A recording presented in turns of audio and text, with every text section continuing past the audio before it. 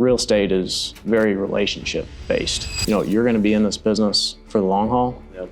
And it's extremely important early on that you build rock solid relationships with people and that you have a strong reputation, because that's what's going to drive your business long term. I want to first explain to the listeners, what is a real estate broker? Often the misconception between what we do versus what like a residential real estate agent or residential broker does. On the commercial side, every deal is different. Yeah. That's another reason I love this business. It's not the same thing every day. I could be at the office, drafting up a listing contract for something I'm working on, and I can get a call, from someone I've never met before saying, "Hey, can I see this building you got listed at such and such address?" Yeah. So it's always something different.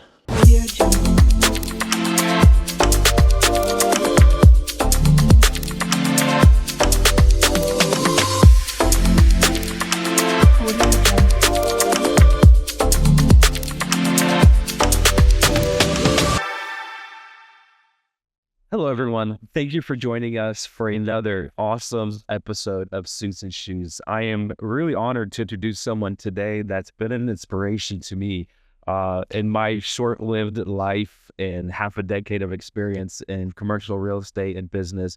It's hard to find young individuals that are focused and driven, and I want to add long-term goals. Everyone's about quick flip. I was watching on the news this morning.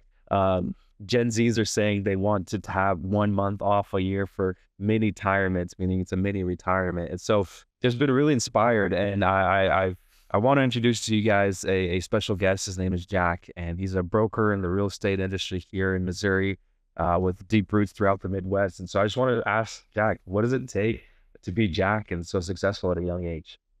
Well, first of all, thank you for having me. It's really cool to see what you built here at 27 North, and it's a privilege to be here and in this podcast, just hanging out, having a discussion with you. I appreciate it.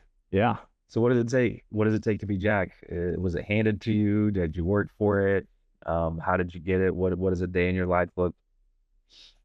A lot of questions there. I'll kind of start from the beginning. I was born and raised basically watching my dad in this business. Yeah. He started our company 30 years ago, been in it all this time, has had a lot of success himself, both in brokerage and development. Yeah. In Southwest Missouri. And really, it's been, everything I've learned has been contributed to growing up, listening to him, come home from work, talk about the deal he's got going on. And just, he's had such a big impact on, my life. I mean, it's easy to go into something when you've kind of grown up around it and you're familiar with it growing up. And that played a big role into me kind of getting into real estate. It's inspiring that you say that. People ask me why I got into business, and I say I blame my dad. I always thought I'd have a nice, cushy corporate job, but from a young age, my dad just short of forced us to work and be involved. He had a business, and I remember after college, I graduated. For almost 2 years, I was working corporate America, and it felt like every weekend that I'd come home, my dad said, "Hey, are you starting a business yet? Are you starting a business yet? You're called for greater. You're called for more. I want you to build a legacy." And I think if I had to put my, a finger on one factor or variable in my life that attributes to the success I have, was definitely my dad. But a lot of times parents ask me, "Paul, how were you raised? How can we raise our kids to have the success that you have in your life? How did your parents?" I love the question, did your parents spank you? And so I want to dive deep into, before we ask and, look at your success right now early in your career, what did childhood look like for you that you're able to stay rooted and focused today? Yeah, good question. My childhood growing up was a lot of fun. There was a lot of discipline, but there was a lot of fun. My parents, they raised me, so well. I mean, they took us to church every week. They taught us to have fun. They taught us discipline. Our grades were always important. Everything we did, they were always encouraging us. A slight slap on the wrist if we didn't do something quite right, but all pointing us, to be better, both in our faith and in our, our school and future business that we would come to know. That's so interesting how you highlight that there was a harmony of that. I was driving in this morning and I was thinking like just about raising kids. I don't know why that came to mind. Maybe it's a sign that God's gonna give us children soon. But um, if you give a child just fun and spoil them, they grow up to be a jock, right? If you focus too much on academics and you like drill just school grades, tutors, they grow up to be a nerd, right? So it's like it's almost like an art. Like, how hard is it to raise kids? Like, yes, it has to be a perfect blend of activities, fun, like you highlighted. In our case, my parents tried to at least once a week pile us all up in a Chevy Express van and take us to a park or take us somewhere. And then a perfect harmony of religion and faith. And it just seems like it's so intricate to get the perfect balance of being able to raise a successful child. Transitioning into a lot of times people ask me about my dad and we don't talk about our mothers as much. I don't know if it's just a boy thing, but what role did your mother play in your life? And what do you feel like was one or two things that really like that she did that had a really positive impact? Yeah, good question. My mom, I always learned my business skills from my dad, but from my mom, I learned how to be hospitable, how to be a good friend, how to be a good brother. She, just her presence in a room, I mean, she's probably one of the most hospitable people I know. And just to have her there as a resource for all the things kind of related to the home, because, growing up, she was, stay-at-home mom. I mean, she was with me and my 3 siblings all the time.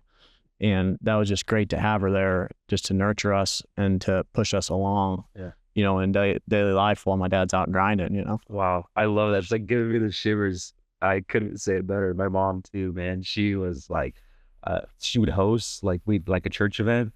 I remember one time there's gotta been over 20 people, dinner, breakfast, found a place for them all to sleep. We had blow-up mattresses everywhere. And then another thing that I really remember that I love my mom, had taught me was never to talk about other people, especially in a negative light. I remember there was times like if there was a family dinner event, like a Thanksgiving or family reunion, and if people were to start talking about other people in a negative light, she would get up and leave. Like she had zero tolerance for rumors and drama. And I feel like that really shaped me who I am today. Transitioning to business, man. How do you stay focused? I feel like our peers are like so distracted right now with social media and everything. What keeps you rooted? It's hard to stay focused. I agree. I think it's hard to stay focused doing anything, particularly in business. Yes. Especially in my line of work, being in commercial brokerage, you have people pulling you in all different directions. People are calling you nonstop wanting to look at property, or you got people that want to list property. But, the thing that I think keeps me focused the most is just, knowing that I'm going to work every day and I'm helping people grow their business, whether they're leasing space, an extra 10,000 square feet of space that's going to help grow their business, or they're buying their first, building to plant their headquarters the first time. That's kind of what drives me to get up in the morning and do what I do. And coupled along with that, real estate is very relationship based. I came into the business maybe 4 years ago now. And that's one of the things my dad had always taught me is that, you're going to be in this business for the long haul. Yeah. And it's extremely important early on that you build rock solid relationships with people and that you have a strong reputation, because that's what's going to drive your business long term. I'm just blown away that you're listening and you're like doing what mentors tell you. I feel like every time a young business owner asks me like, how do you know all this, or how do you know it's going to work? And it's like, well, first of all, I only take advice from someone who's done it. My rule of thumb is 250 million plus. So if someone hasn't generated 250 million plus revenue a year, why would I ask them, for advice to mentor and coach me on the big problems that I have? And so I always say, I'm listening to people that have done it. Like there's no secret to it. It's like, if someone tells you to focus on the relationship base, I'm going to focus on the relationship base. And I know it's going to work because it worked for someone else that's done it. Who else in your life is like a mentor or someone that you're inspired by to continue to put in the work and have the success that you have? So I would say all the other guys in our office, you know, You're probably the youngest. I'm the youngest, yeah.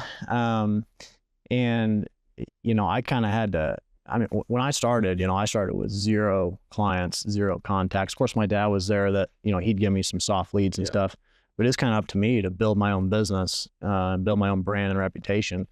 And so I started, you know, the first 6 months to a year in business, you know, I'd wake up and be like, all right, I don't have any clients. I got to go get them, you know? So I spent countless days with a notepad and a pen driving around town, you know, looking for opportunities, whether it be vacant buildings or, you know, I see a sign that says, you know, going out of business sale. Well, I'd go in there and I'd talk to the business owner or the owner of the building and say, hey, what's going on? How could I, you know, add value?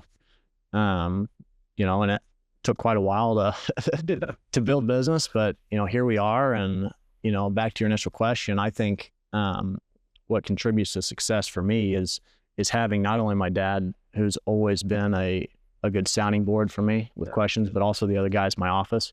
You know, like you said, I'm the youngest in our office by probably 20 years.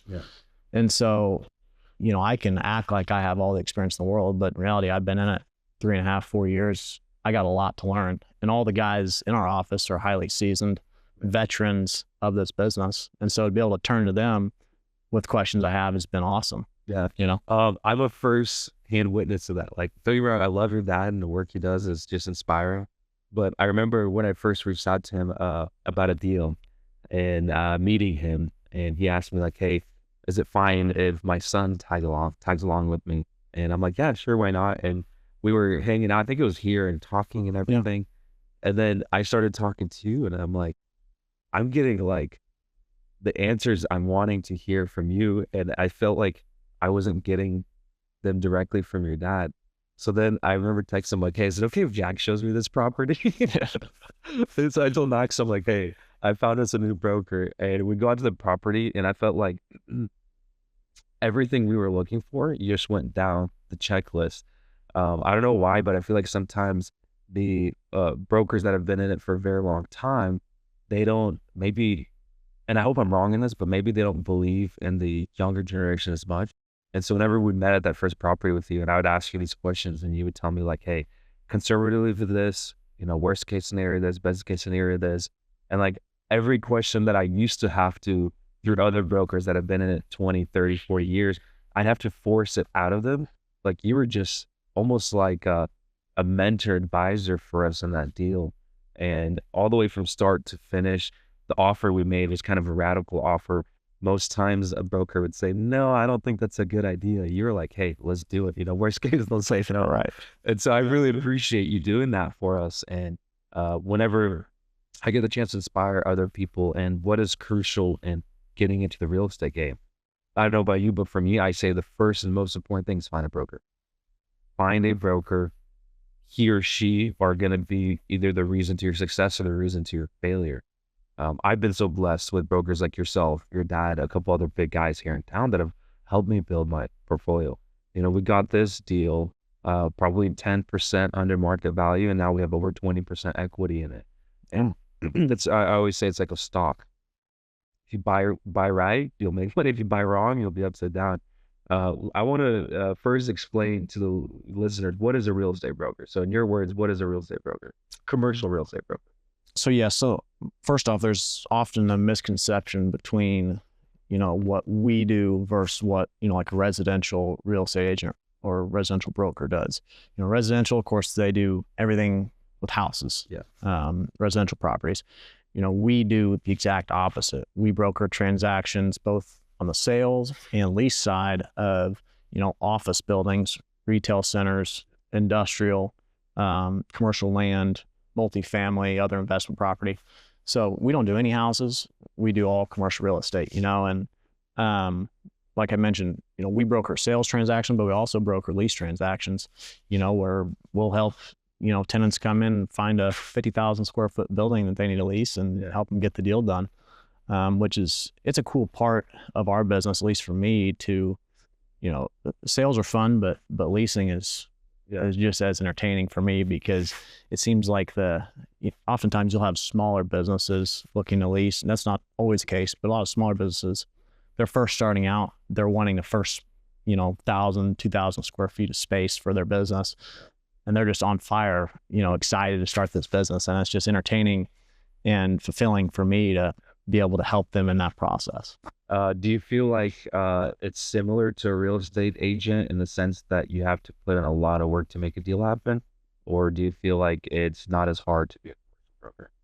Compared to a residential agent? Yeah, residential real estate. I've never done residential real estate on a broker side, so I can't necessarily speak to that. I do know on the commercial side, every deal is different. Yeah. That's another reason I love this business. It's not the same thing every day. I could be at the office, drafting up a listing contract for something I'm working on, and I can get a call, from someone I've never met before saying, "Hey, can I see this building you got listed on such and such address?" So it's always something different, and that's what keeps me motivated. Fun fact about me: I wanted to be a part-time real estate broker, and my GC convinced me out of it, but I still in the back of my mind wanted to be it. And then I observed the amount of work and time and energy you're putting into this deal we're doing right now with you. And I'm like, yeah, no way. It seems like you're coordinating with the buyer, inspections, like the due diligence city. It's like so many moving components. Realistically, how many deals do you think you can do at one time and give everyone the treatment they deserve? I've never been asked that before. I don't know, like right now, for instance, I have probably 12 deals I'm working on that are under contract, getting ready to close, or, we got a lease pending, working on a lease deal. Not to say that I'm at max capacity. I can certainly take on, maybe 5 more, but, there comes a point, if you're working on 20 deals at one time, you're spread real thin. And currently, I'm kind of doing everything myself. I don't really have a assistant, which is probably next on my list to do, is to hire an assistant to help me with some of the back end stuff. But, I get a thrill out of providing my clients the highest value service I possibly can. And part of me doesn't want to give away, some of that control, knowing that, I've kind of got a track record now, and I'm trying my best to provide the highest value service I can. I don't know how often you get asked this question. I get asked quite frequently, especially when I make a post about, working on another real estate deal, is how do I get started? And so if someone is new to commercial real estate and they want to expand their investment portfolio into commercial real estate, how would you recommend they get started? Having zero experience.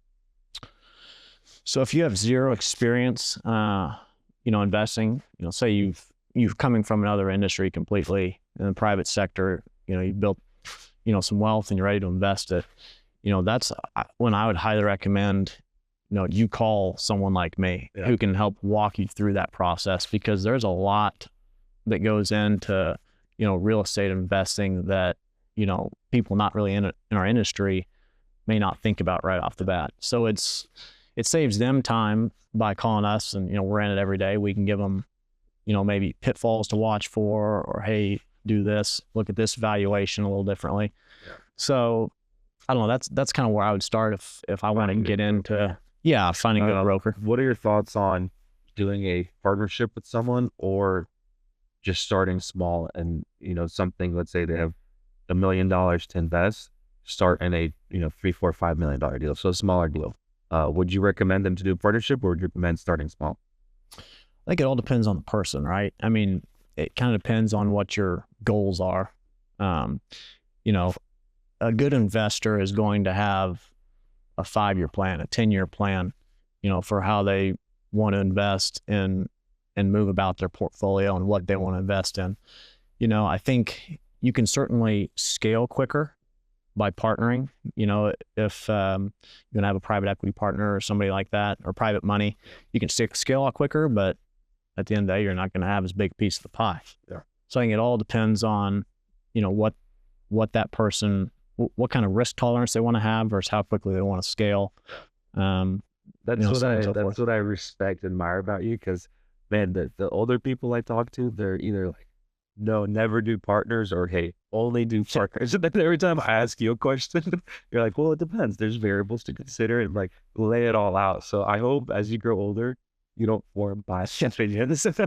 My request from you, at the very least, if you want to continue doing business together, just I love it. You just lay out the facts. Like, here are the facts, here are the variables. You make the decision.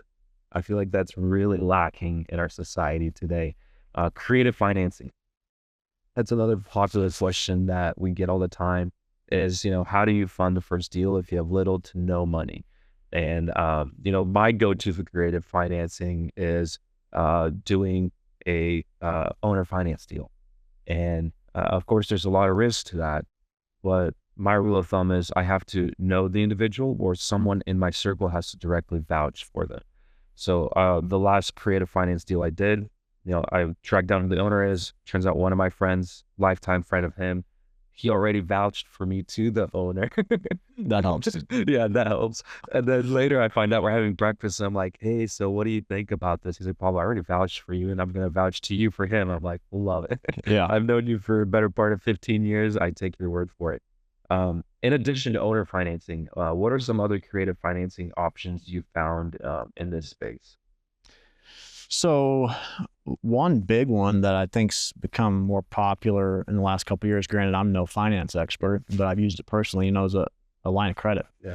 A line of credit, and depending on what bank you talk to, some will do it, some won't, but that gives you access to instant capital, maybe with a little bit of cash down. Yeah. And maybe some will be unsecured, where you have instant cash available to you to work on projects. And I think that's a big one. And the other is, doing some hard money. I know there's people in Springfield specifically that, they're hard money lenders, and that's what they do. And they help people getting started in real estate by helping them fund deals. Now, of course, they'll probably get a piece of it, but that's another good way.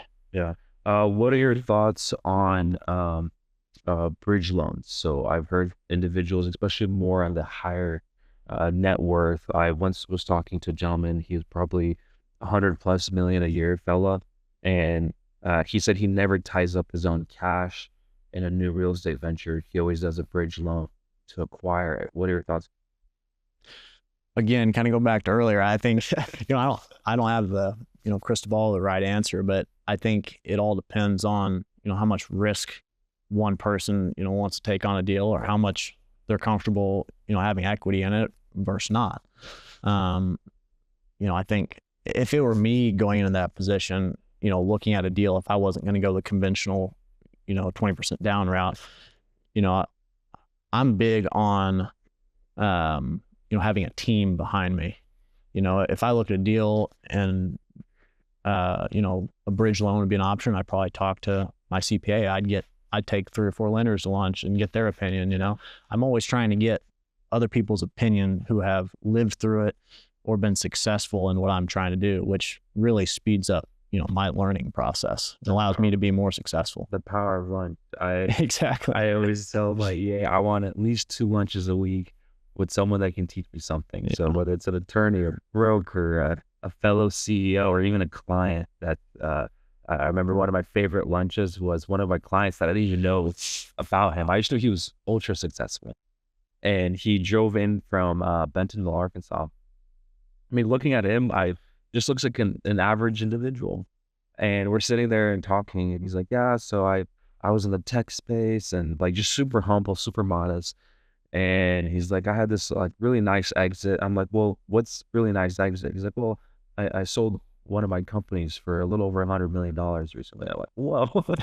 Good exit. More. Yeah. And we spent the next hour him telling like what is important, what isn't important for an exit, what to focus on, what not to focus on. And one thing that he highlighted is whether you're a tech company, manufacturing, brokerage firm, if you can have a proprietary technology within your company, I forget the number, I think it's at 5 or 6x multiplier, but it's got to be a proprietary, unique software that you developed, you wrote, you did. And literally not even 2-3 weeks later, a couple of young guys flew in from California looking for real estate here in the area. And I started talking to them over lunch about their business. And they're like, yeah, we do Amazon resell.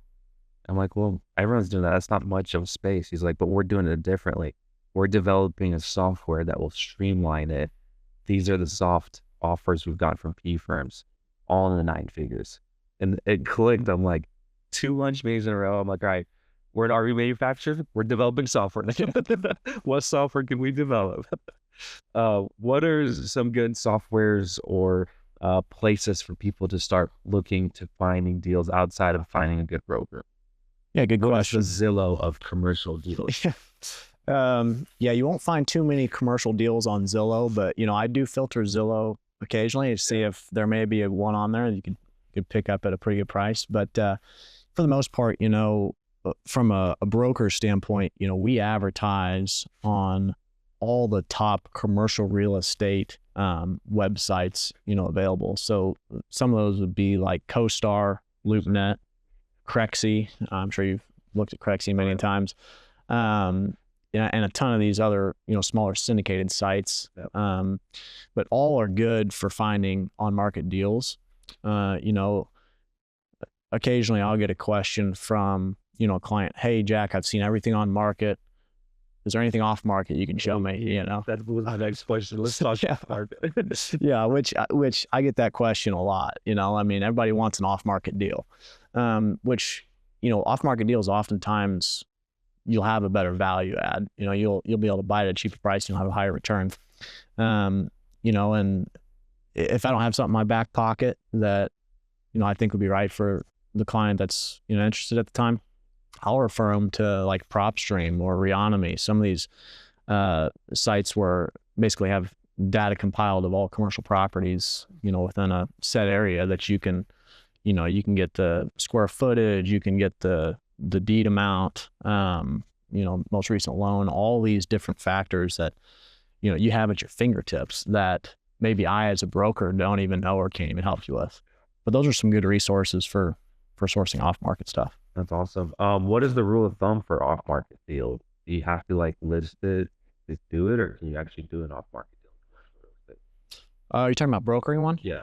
Yeah. So short answer, yes. Why I ask, because there's influencers right now on social media that go door knocking and they'll buy directly from the owner, Right. broker a deal offline Sure. completely, and I feel like something's missing in that. Yeah, I think that happens all the time, but off-market deals, the seller's not going to be actively advertising their property for sale or lease. So as far as getting a listing agreement, me as a broker with that person in particular is pretty much off the table. So, if a buyer, finds an off-market deal and they want, me as an advisor to come in and give my advice, help them write the contract, get them to closing, then I would just work directly with the buyer on getting compensated.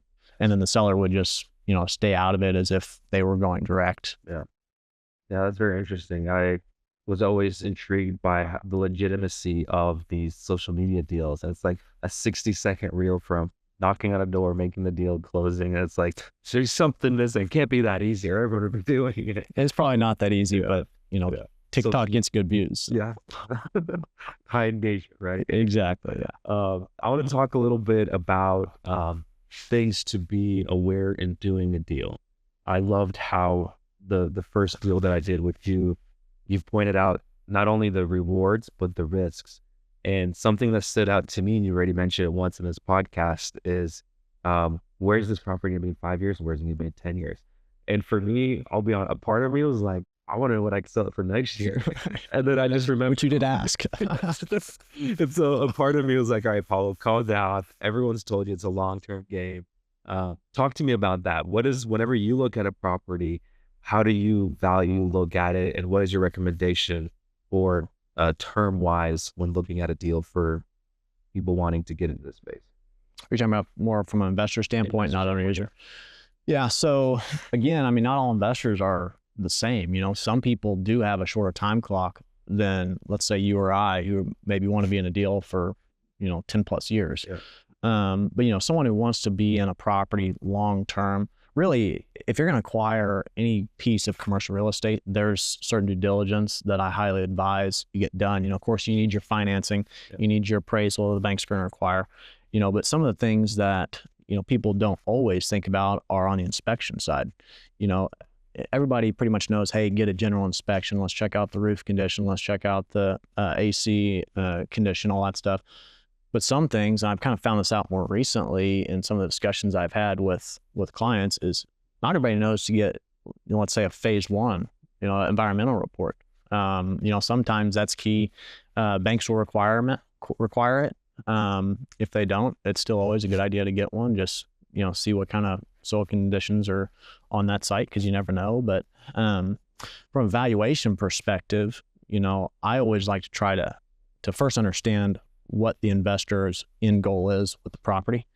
And from there, kind of back into, my advice on a plan for them and that property. Yeah. What is your personal preference whenever you're doing your own deals? Are you doing 1 year, 5 year, 10 year? You just said 10 year plus. I'm guessing it's on fire.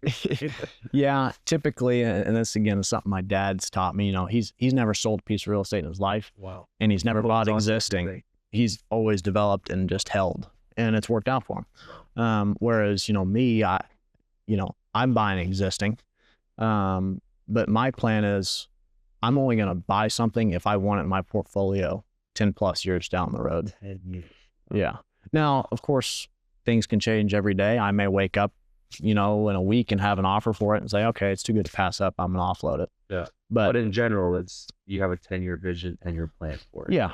Yeah, I do. And then beyond that, who knows? But if I think in terms of a 10-year plan, at least me personally, I'm going to avoid buying certain properties that I may not, want to own in 10 years.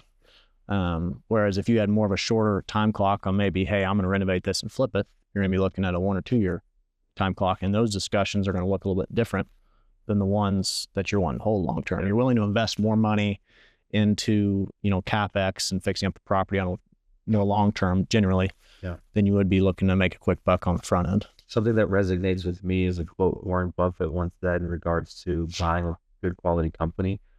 He said he will overpay for a quality company over underpaying for a bad company. In other words, he's willing to pay a premium for a quality company, and he's not looking for a cheap, good deal. Do you feel like that carries over into real estate? Absolutely. So it's worth paying a little bit more for a high quality product than just, the traditional consumer mindset of looking for a cheap, good deal. Yeah, I would 100% agree with that. It depends, somewhat on what the asset class is. You don't want to go out and overpay for a big office building right now, because unless you're using it for your own business, you're not going to make a good return on that in the foreseeable future. Right. Just because the office market's not what it used to be. Yeah. Which, industrial real estate, for example, would be the complete opposite. If deals come on the market for sale, you better be paying a little bit more, or somebody else will, because there's just such high demand for that product right now. Do you feel like warehousing is the next, or flex space is the next trend after office space, or do you ever see office space coming back in? Office space, of course, I'm no economist by any means, but from what I see sitting here in Southwest Missouri, a lot of the office clients I deal with, and that's mostly on the leasing side, they're calling me looking for space that's anywhere from 500 square feet to maybe 3,000. Yeah. I don't get near as many calls as post-pandemic, which I really wasn't in business long post-pandemic or pre-pandemic, excuse me. Yeah. But, I think since COVID, people have learned that, hey, we don't need all this office space, unless you're some big national company. I get by with, 1 or 2 offices, have a little area for my receptionist, and we're off to the races, and extremely cutting their overhead costs. So yeah, I don't think the office market is probably going to bounce back to what it was, pre-COVID. Granted, we're kind of in a, smaller, more protected market here in Springfield, Missouri. Yeah. So I think we're not going to feel, the effects or, comeback of office or lack thereof as much as some of these big markets. I'm going to cut that section out so that we don't attract out of state. Yes. Yeah, go away. No, I need out-of-state investors so I can get more clients, man. Yeah, I love it. All right. So we're going to make it real out of it. Transitioning into faith, faith in business, faith in your family, faith in your life. but more so faith in business. What role does faith play in your work and in your business? I would say it's the cornerstone. Well, You know, growing up, like I said earlier, my parents were adamant that, hey, we're going to church every week. And I grew up with that, and I still do that to this day. I mean, my faith in God is what I cling to the most. Because this business, it's here one day, it's gone the next. So I mean, if you're living for this business, you're living for the next commission check. You're living for, chasing this deal, chasing that one. What are you living for? Whereas my faith, it'll always be there, even after I'm gone off this earth, So that's what drives me, the most, is just be able to rely on the Lord and tug on his sleeve when I need to. He's always there. that's extraordinary, man. It's the best answer I've had in over 20 episodes that I've felt. Good. Thank you, man. I really appreciate that. Yeah, I don't know if I can top that or even match that, but I agree. Faith is the center and cornerstone and everything that we do here. Incorporating faith in our business. I know here at 27 North, we're regularly having, if we have a big event or a company luncheon, we'll say grace. We'll have one of the managers share a few words of appreciation, acknowledging that God has given us the success that we have. And it's like really subtle, like actually showing or like physically acting in our faith in our business, but the impact is extraordinary. I've had employees ask me where I go to church because they want to come and go to church, where I go to church because they say I'm a different type of Christian. I had someone, not to to glory be to God, but someone say, I noticed you're actual real Christian. I'm like, I didn't realize there's fake ones. I thought you were like Christian if you're not. Right. I didn't realize there's like knockoffs Right. Christians. He's like, I noticed you're a real Christian. I kind of want to visit your church. I'm like, love it. Let's go. What are some subtle ways that you actually incorporate your faith? Well, every day I'm big on prayer. Yeah. I think that's the number one way we can connect with our Creator.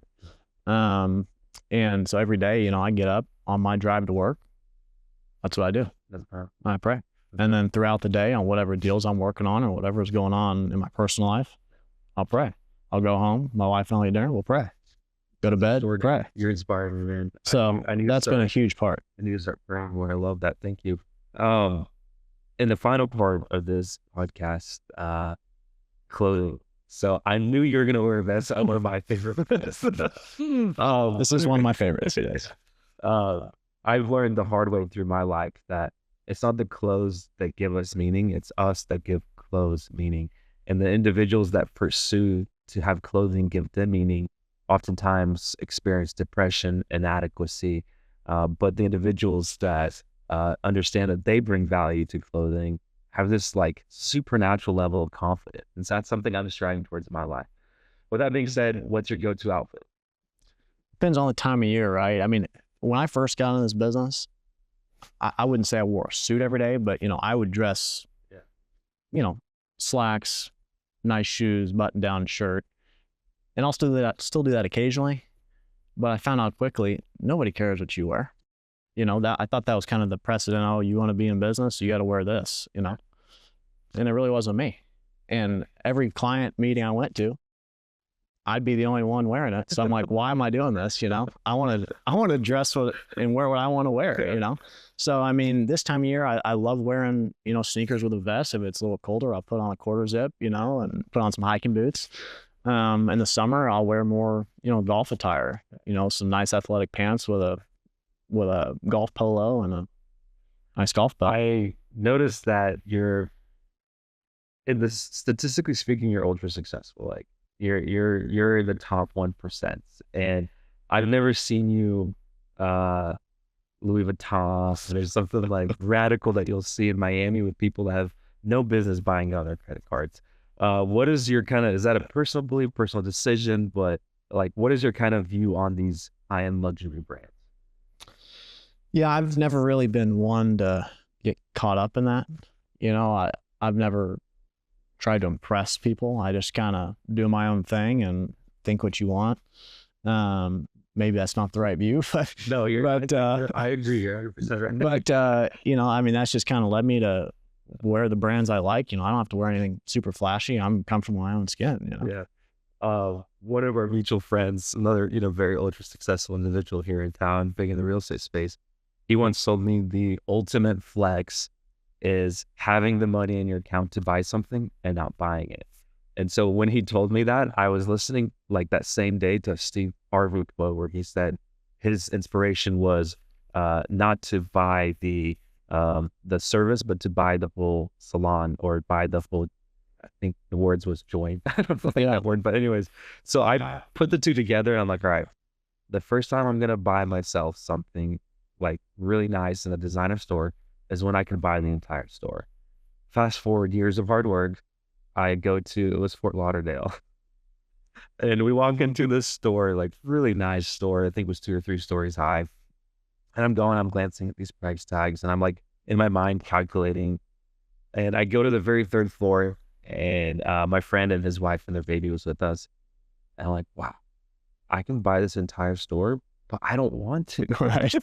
I'm like, I don't want to. So I look and there's some socks and I saw that my friend's wife really liked them. They're little child socks. And there's like 3 pairs for like $1,000. Gee. And I'm like, I'm just going to let them experience it. So I bought this little child a pair of socks for like $1,000 and I gifted it. Nicest socks in town.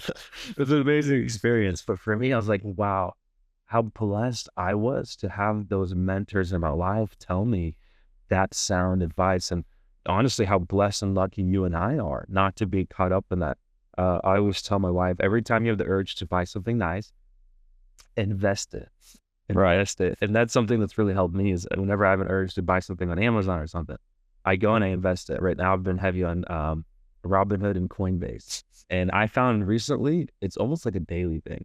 I open and I'm about to press Amazon. I catch myself. I go to Coinbase. I invest. What are some inner disciplines that you've done that have helped you invest instead of spend on these luxury, bougie style stuff? Yeah. You know, again, I kind of grew up in real estate, you know, and my dad kind of taught me that, you know, he could probably buy something and he chose not to. And just kind of living a more simplistic lifestyle is, you know, kind of been ingrained in me. And so I, you know, with the exception of, you know, maybe driving somewhat of a loud truck or something, you know, you know, I mean, you got to spoil yourself every once in a while, you know, you can't just invest it all or give it all away. You got to have some fun, but you know, that's just always kind of been a part of me. It's interesting. I feel like parents don't understand that until it's too late, that you start teaching children from a young age. And if you give them everything they want until they're 18 and then at 18 try to start, I think it's too late. I don't know. Maybe there's parents that have been successful to like radically change their children at 18, but it's how we grew up. Last 2 things, shoes and jewelry. So shoes, I've recently found Cole Haans. They're like tennis shoes / dress shoes. Yeah. And they're more comfortable than my On Clouds, which is crazy to me because I'm a big fan of On Clouds. You mentioned hiking boots. Please tell me that's not your only. No, I got some sneakers on today.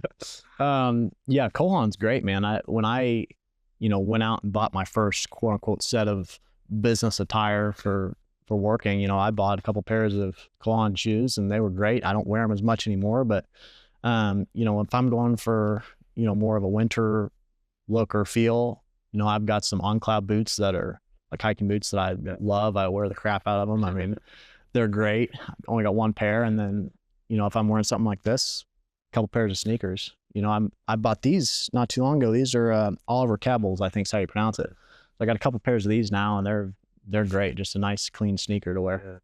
No Louis Vuittons. No Louis Vuittons. No. Keep it up. Stay true to what your parents taught.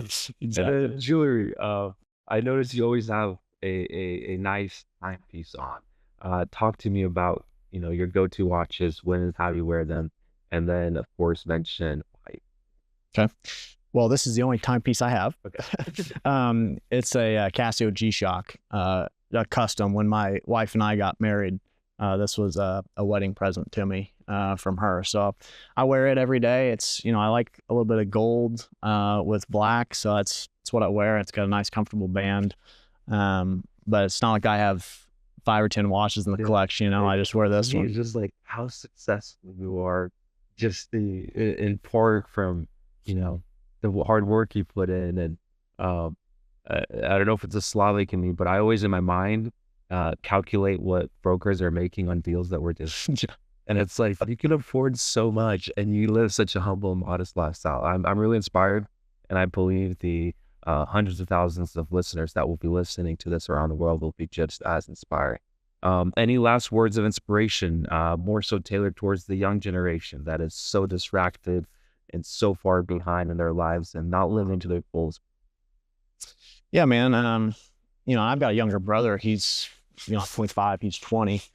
For him, his generation, he's kind of going through it now, kind of out of school, kind of figuring out what he wants to do. Maybe he's going to be in the real estate business. Maybe he's going to do something else. But, it doesn't matter what it is, in my opinion. If you're passionate about it and, you can make a living out of it, do it.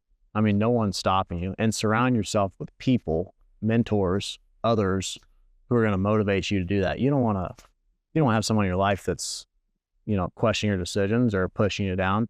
Now, maybe they've been through it and they have a different opinion, but you're not going to get anywhere by listening to naysayers. Yeah. I love that inner circle, man. It's that inner Exactly. We're a byproduct of the people we surround ourselves with. Well, everybody, thank you so much for joining us in this episode. If you have not yet subscribed, make sure you subscribe. I'd love to hear your feedback, so drop in the comment section what you thought. And my humble request to you, share this with one other person, at least one other person. You can send in a group chat if you'd like, to someone that really needs to hear what you heard today, and so that they too can experience the positive impact that you got to experience listening to this in the last hour. Thank you so much, and Godspeed.